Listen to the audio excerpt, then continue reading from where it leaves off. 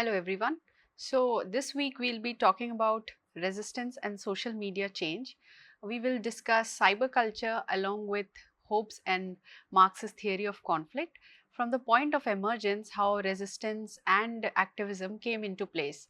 And then we'll also talk about the changing phases of activism, how it has taken over in this time of mass media, mass culture. So to begin with, we'll discuss a little bit about the connection between what is called conflict, society, literature or art. So how do we situate what is called conflict, society and literature together? Now, in all these three spheres, whether it is society, we see there is essence of what we call as literature and of course conflict. And then in conflict as well, we see the role of society and the kind of production in literature. So there are conflict literature areas where they cover various different civil wars and other conflicts in poetry, in drama and also in novels. Now, in literature, as we see, it is a reflection of the society, and in that reflection it captures the conflict or the violence that is going in and around, and they carve out a story for the rest of the world to read. Now, looking at this, where the conflict arises, it is basically seen due to the lack in the structure in the society. There is no equitable distribution of resources. That is one first instance where the idea of conflict develops. As we will move on to Hobbes and Marx, we will see both of them are conflict theorists, and it is Hobbes who has explained to us the inherent human nature from where this idea of conflict develops. So, looking at the structural inequalities, there could be intersectionalities as well. So, the reason and where it can be reflected are gender, race, and then we have oppression, we have tension and difference between segments, which ultimately lead to conflict. Now, the resource distribution, or as we know the history of the two world wars, it has always been about land or place, space, demography. In this globalization, in this era of globalization, when we are talking about borders which never existed prior, and this conceptualization of the nation, all coming from conflict regarding to what we call as land. So, land has been a very primordial issue in conflict other than natural resources. We also see political factors when we talk about ideological state apparatus and the coming of repressive state apparatus as well, and how they, through their authoritarian nature, try to control the masses and hence erupts conflict. The other dynamics of conflict is culture and ethnicity. So, if the ethnicity is quite diverse, the culture is diverse, there are more chances of eruption of conflict, and this again brings us to the idea that in many cases it is seen that it also acts as a strength. So, it also builds resilience against the conflict. Social cohesion and trust again is another factor where we see societies characterized by strong social cohesion, trust and social capital are generally among more resilient who are towards conflict. So, we see how this social cohesion, how trust acts as a social conflict, acts as a social capital, and then it kind of fight against what we call as conflict. Now, another very interesting point is media information in this global world, in times of mass media where each and every nook and corner is connected by internet, how the conflict or how it leads to conflict in ways. So, media and information also in this new era, post modernization, works to contribute to conflict. We will discuss this at large. It helps in ways to disseminate the information from top to the bottom, and therefore in many ways it counts or adds to conflict.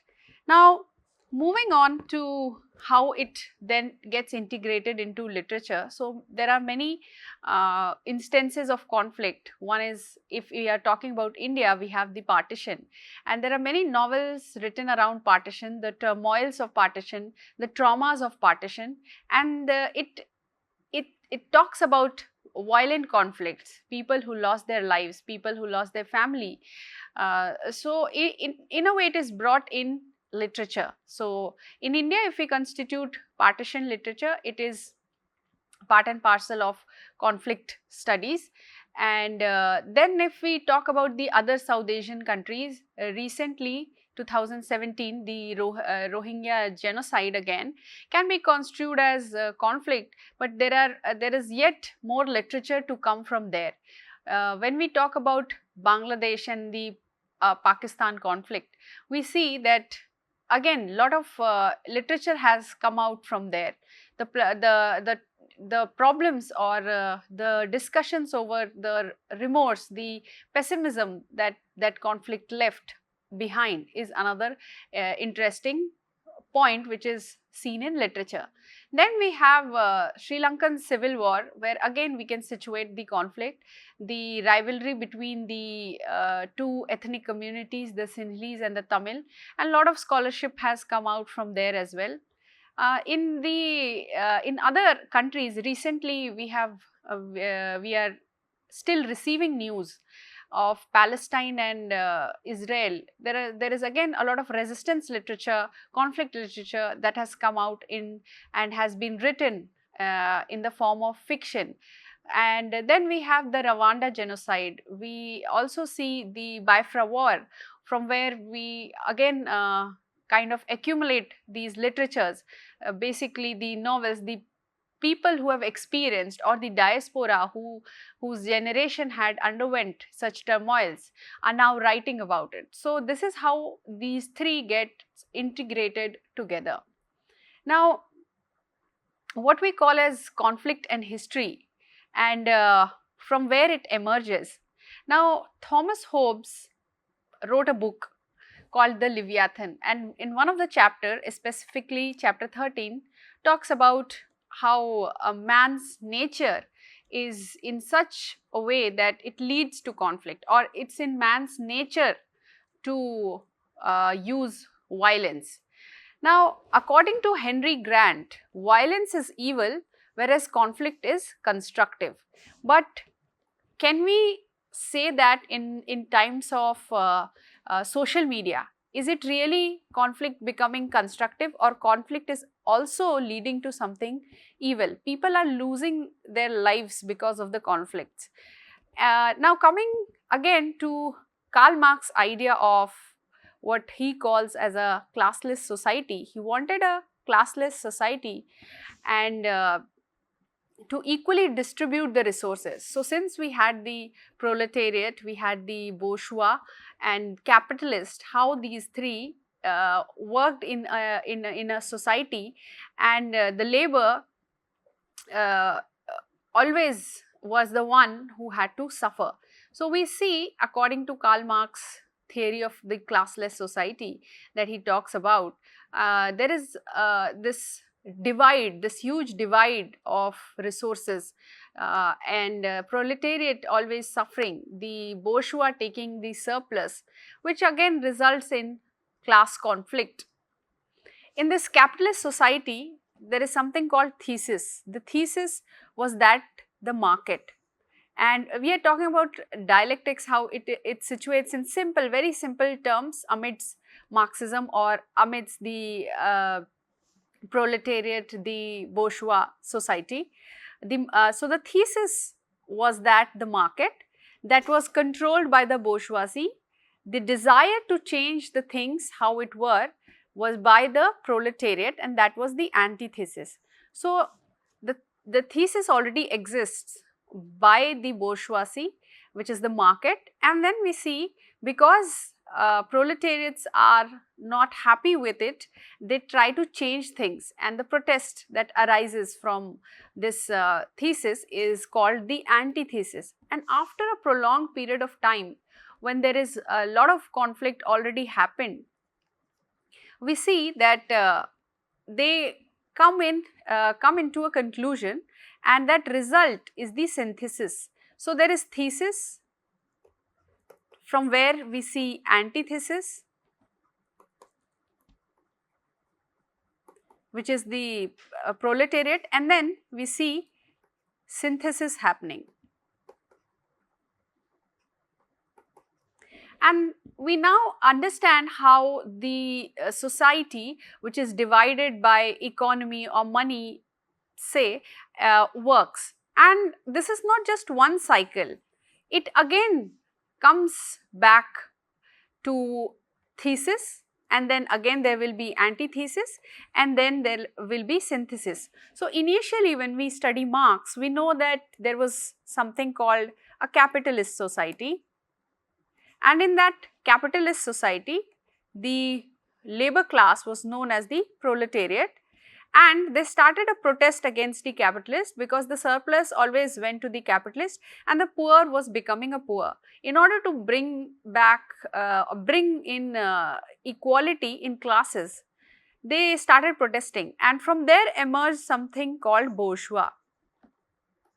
And this bourgeois, in a way, became the middlemen. So they took the managerial roles, and later on the gap between the bourgeois and the proletariat started increasing, and hence the cycle kept on repeating. Now society is in a perpetual state of conflict because of the limited resources. So because of the limited resources, we kind of see that a classless society is not happening, right? The economy, the money should flow, and it flows in such a direction that it always brings in some conflict amongst the society people. Next, let us discuss Thomas Hobbes' idea of conflict. So Hobbes says that the concept of what we call as, or what we know of conflict, is very natural, and Thomas Hobbes is one of the first great theorists of the concept of sovereignty and of the modern state. So how a modern state functions, or how the entity of modern state was formulated, is on the idea of Thomas Hobbes. This means that he is also one of the original theorists of the state system that lies in the heart of contemporary international relations. So basically conflict theory, if we start studying the conflicted geographies, it is part and parcel of international relations. But since we see that a lot of literature coming out from these regions, it also gets instilled in literature. One well-known interpreter suggests that Hobbes viewed the inevitability of war in the state of nature. So wars, he says, is inevitable, and because of the inevitability of the nature of man or nature of state, so it is not in the nature itself of the state to avoid or remove war altogether, as a consequence of competition over limited material resources. So everything brings us back to limited material resources. Two nation states are fighting because there is a limited material resource, and everyone wants that, everyone wants a larger share of that. So that ultimately leads to certain conflicts. Another interpretation of his work is that war arises because even well-meaning individuals lacking a common sovereign to safeguard them, and also the fear of death and uncertain of others' intentions. So as an individual or as a small community or a society, we see that these war arises even from the minds of the people who mean well for the other, and it also shows that men fear death. And if you fear death, you will obviously want to defend yourself, and in that process of defending, it leads to violence and conflict. The third interpretation argues that the innate desire to dominate other So this idea of conflict is also coming from dominating the other. So at times when you try to dominate, there is some sort of resistance, and this resistance ultimately leads to conflict, driven by vanity, aggression and an inherently evil nature. So again he brings back nature, the nature of human beings, which is very evil, inevitably leads human to war. Each of these interpretations has textual support and corresponds to the three primary causes of conflict that Hobbes identifies in chapter 13 of Leviathan, as we earlier discussed. So he has situated the idea of conflict in the very basics of human nature, where they fear that, they want to dominate, and also it is an inherent and inevitable thing in the state of nature. He also talks about social contract theory, which also brings us to analyze conflict even with a closer view. So in a very small gist, we'll just discuss what social contract theory means. So social contract theory in moral and philosophical philosophy, the social contract or the idea theory or model that usually, although not always, concerns the legitimacy of the authority of the state over the individual. So according to the social contract theory, we know that there are concerns, and these are legitimate concerns of the authority, which is the state, which is more powerful than an individual, and the state's authority of the state over the individual. So it has full power over the individual. So from there we see how social contract theory is understood, and then we also see that the social contract argument typically are that individuals have consented, either explicitly or tacitly, surrendered some of their freedom or rights, submitted to the authority in exchange of being protected. So social contract theory also tells us that what an individual does, they have kind of have a pact with the authority and said that, okay, we'll give you some of our rights, like the individual rights, and you can keep them, you can have control over us in some means, but in return you need to protect us. So you need to protect us from the other government. So that is where the constitution or rights come in. Why a nation state or why the government protects its citizens. So there comes social contract theory. Now again, coming to Hobbes' very idea of state of nature, he says men are made equal in nature. Fine. Some people are stronger than others. That is also very much true. People usually find their own wisdom greater than others. So people think that I am better, and then they further think that my wisdom is greater than anyone else. And when two people desire the same thing, so there is one power, there is one place where you can exercise power, and two people desire that. So what does it result in? So the destruction of the other is included in their desired end. So a person's desire to get that one place is not the end goal. The end goal is to destruct the other person, okay, to just eradicate, to remove, eliminate the other person. So that ultimately leads to conflict. So eliminate any power that endangered them.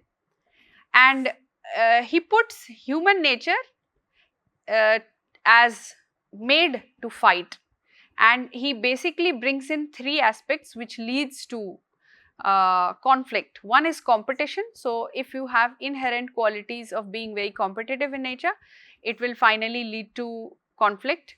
The second is to defend their safety. So in order to, because you fear death, you need to protect yourself, and in order to protect you need to at times defend, and in that defense mode it will lead to conflict. And then finally glory. So you also need glory It is inherent to human nature that you desire glory, and glory cannot come on its own.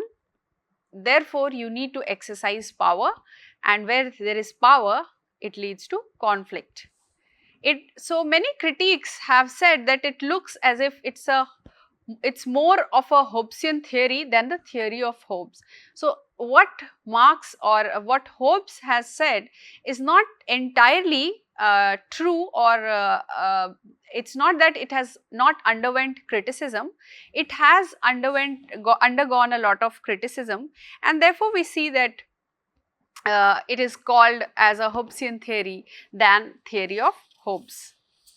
Now with this idea of conflict, where it erupts or we now know that it is inherent human nature as told by Hobbes, and according to social contract theory, how how men eliminate the power which is more authoritative.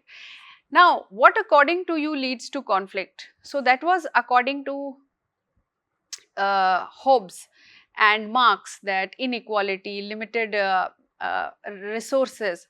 There are other entities also which are either directly or indirectly linked to how it leads to conflict other than the human nature. So according to Fisher, it is identity. So you need your identity, and therefore at times to establish your identity you need conflict. Zizek says it is poverty. So if you are poor, ultimately you will decide that the dominant society, the mainstream society is not in favor of you, and then you will decide to use deviant means to get money or lead your way to finances, and that ultimately leads to conflict. So it is dense, it's a very dense theory, but to make it very concise, this is the understanding of Zizek, where we talk about conflict. And for Thomas Hobbes, it is the general human nature or desire. Rajmohan Gandhi says it is revenge that leads to conflict, or from where it conflict occurs. It might be that the person who has done something wrong might not be very controversial or might not be that harmful, but the desire itself to take revenge makes it to conflict. Edward Azar is a Palestinian scholar. He has given the concept of PSC, which is called protracted social conflict, and he has studied the Palestinian-Israel conflict in detail. He's a international relations scholar. He came up with 4 components. One is effective participation, security, distinctive identity, and social recognition of identity.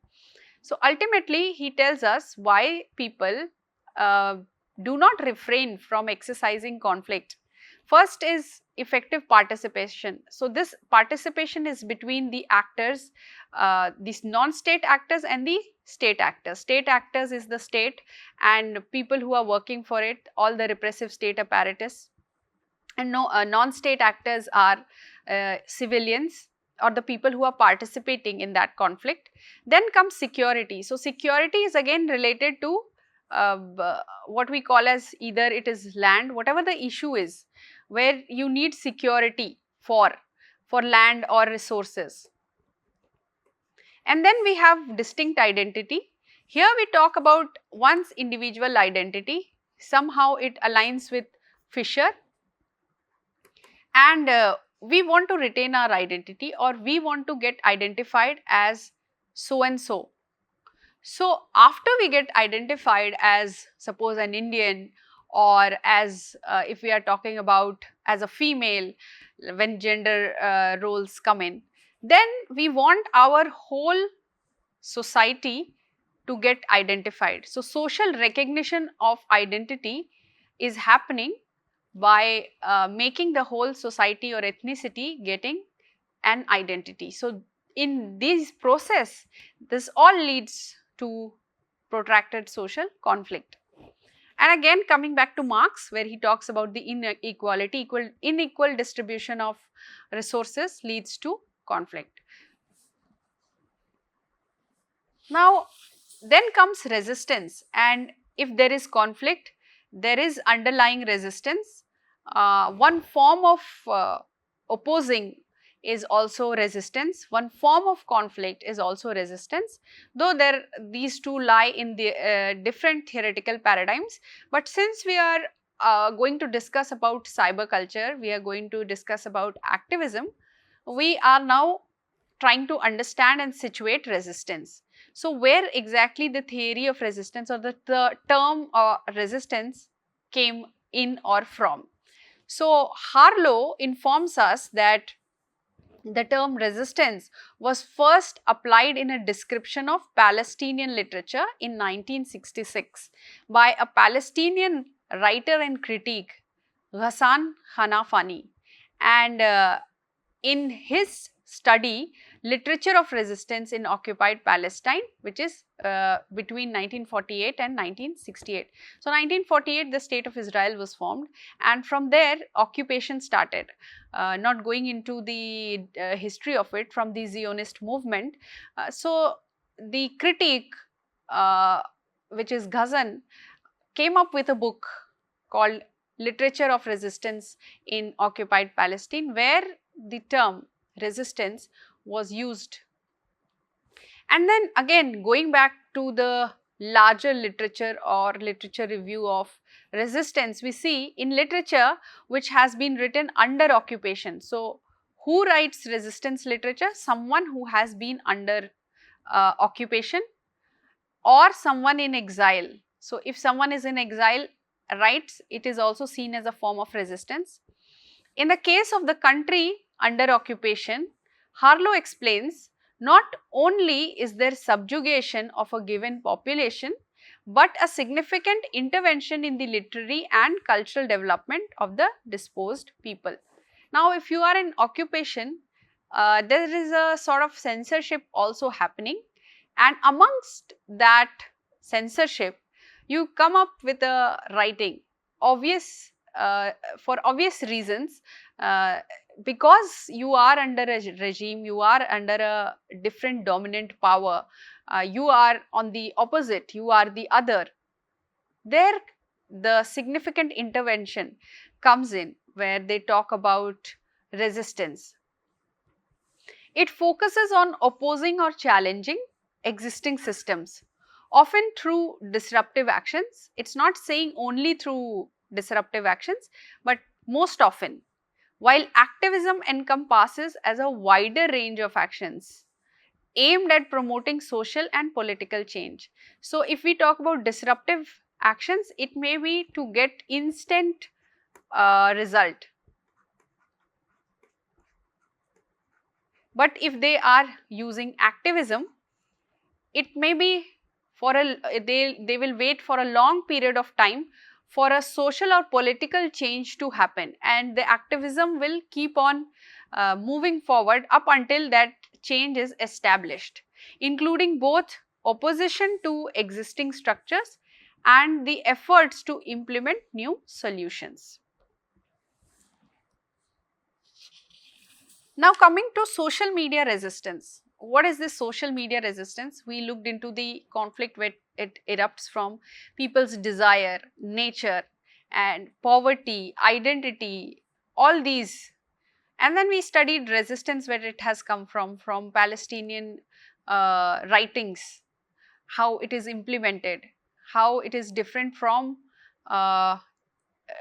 what we call as activism, which is also a part and parcel of resistance. Now we come to social media resistance. Postmodernists have theorized power as both domination, controlling, regulatory and disciplinary, and then constructive, empowering, revolutionary and subversive. So, in a way, whatever is postmodern can be equated with resistance. And in the age of social media, in the age of internet, we see it more often happening. But is it really social media resistance, or everything that comes out as activism, can we conclude it as social media resistance? So there are thin narrow lines which at times remains unobserved, and therefore everything under the umbrella is most often construed as social media resistance. Now, Foucault's concept of micropower is a kind of localized bottom of agency, following from individuals in society to large structures, also institutions and ideologies. And then we see, but when they do speak, the subjects who do not submit to institutionalized power might use micropower for resistance. So, you see, social media is seen as a micropower. They do not have the power in their hands like the bureaucrats or the politicians or the ministers. So, the only micropower that they have is social media. So, these subjects who are always subjugated, they use this micropower for resistance. Here resistance can be seen in terms of protest, boycott or activism or sabotage. So, how we see resistance other than it being very instant, very like activism like in terms of protest. It could be virtual protest, it could be boycott, hashtag boycotts, it could be sabotaging. So, sabotaging the image of a person or a celebrity or a personality, that also is in a way under the umbrella of resistance. Now, there was an article published in First Post called "The Evolving Facets of Social Media in India, a Reflection." How the evolving facets of social media is seen. Now, the article says that those days are gone when the platform served as mere novelties. As India is growing, social media is no longer just about likes or shares. There are still a range of people who open social media or have these Instagram pages just for the sake of like and share, but it is moved beyond that. It has matured into a vital space for meaningful dialogues. So, it has become a platform where you can have meaningful dialogues and discourses because it has matured. As the contours of the digital landscape transforms, the success of the social media universe will depend on its capacity to integrate accountability and transparency. Now, when people post certain things or make comments, do they take accountability of it? That is what it's trying to address. And is there transparency? Now, we hear a lot about WhatsApp messages being forwarded, or they have given it a technical term called WhatsApp University, where you get the information or even historical facts as they think from these WhatsApp universities. And what kind of transparency is being exercised, or is it being exercised at all? Now, another very significant activism or protest resistance started in one of the premier institutions of India, very historical, which is the Jadavpur University in Kolkata. Now, on September 20th, 2014, around 1 lakh people gathered on the city streets of Kolkata, and they were staging a 4-month-long protest against the university administration, the state government and the police. Now, this university, the administration, state government and the police all fall under the category of what we call as authoritative, or we can also call it as dominant. Now, what happened that made these people come in that gathering or come to that place altogether? This is a movement because of its effectiveness or effective use of digital platforms to raise awareness, mobilize masses, share opinion, create discursive space.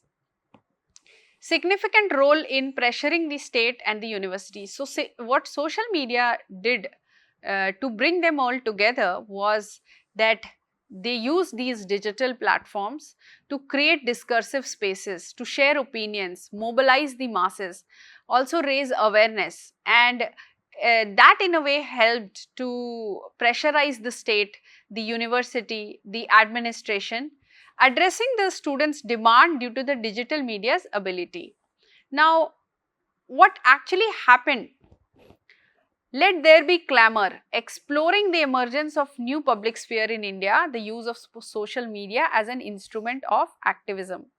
So, there was a sexual harassment issue which the authorities and the police and the state wanted to put under the rug, but it did not go according to their plan.